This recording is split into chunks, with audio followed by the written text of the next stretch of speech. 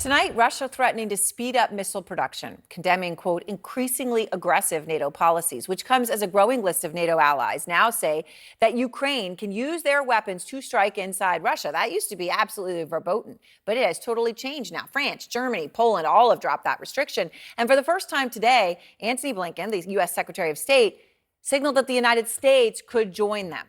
And it comes as the U.S., of course, is ramping up weapons deliveries to Ukraine. And here's the thing about that.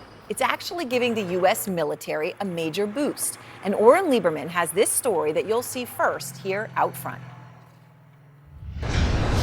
Just outside Dallas, Texas, test rounds of artillery ammunition are rolling off a new U.S. production line. The goal of the U.S. is to produce 100,000 155mm artillery shells like these a month by the end of next year.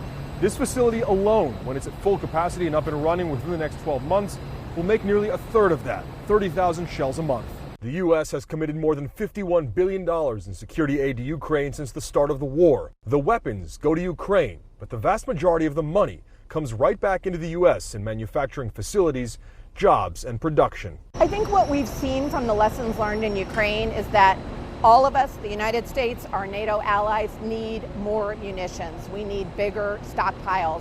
Conflicts can be more drawn out than we thought. And when one weapon from U.S. inventories goes to Ukraine, another newer weapon takes its place. Bradley infantry fighting vehicles sent into the thick of the fight will be replaced by the latest models of the armed and armored systems. Counter-battery radars Ukraine has used to defend against incoming fire will make way for newer radar systems. And ATACMS missiles that Ukraine has used to strike deep within occupied territory are to be replaced with advanced, longer-range precision strike missiles. As we send weapons to Ukraine, the U.S. replaces them with either newer variants or newer systems. It is a way of modernizing the U.S. military.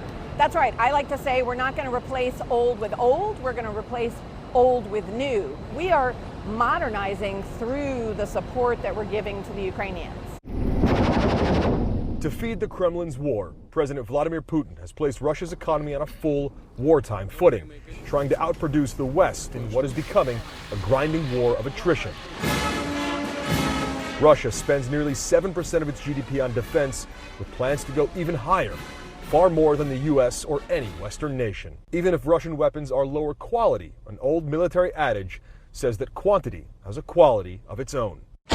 When Russia burned through its own supply of artillery ammo too quickly, North Korea sent millions of rounds that made their way to the front lines. Iranian Shahed drones have expanded an already deadly Russian arsenal, and the Kremlin wants more. The U.S. effort to produce weapons at the speed of war took precious time to close the gap. For years, the U.S. relied on decades-old plans like this one in Scranton, Pennsylvania, to make artillery rounds, a World War II-era defense industrial base that suddenly fell far short. This new artillery plant is part of a surge in weapons production that isn't done yet, with pressure on the U.S. to supply Ukraine's military as it modernizes its own. It took 2 years from start to finish to bring us here, and now we're just in the process of building the munition stockpile that we need, not only to help our allies in Europe and elsewhere, but to deter countries like China and Iran and North Korea. It's not just artillery ammunition that's being ramped up in terms of its production. The U.S. also has a goal of producing 650 Patriot missiles a year, up from only 100 now. And Aaron, these are absolutely weapons in demand, not only by Ukraine, but by others. It very much reminds me of what FDR once called the arsenal of democracy. All right, Oren, thank you very much. It's really incredible. You think about that. 650 Patriots had been 100. I think a part of this war that many were not aware of. Oren, thank you so much there on the ground in Texas.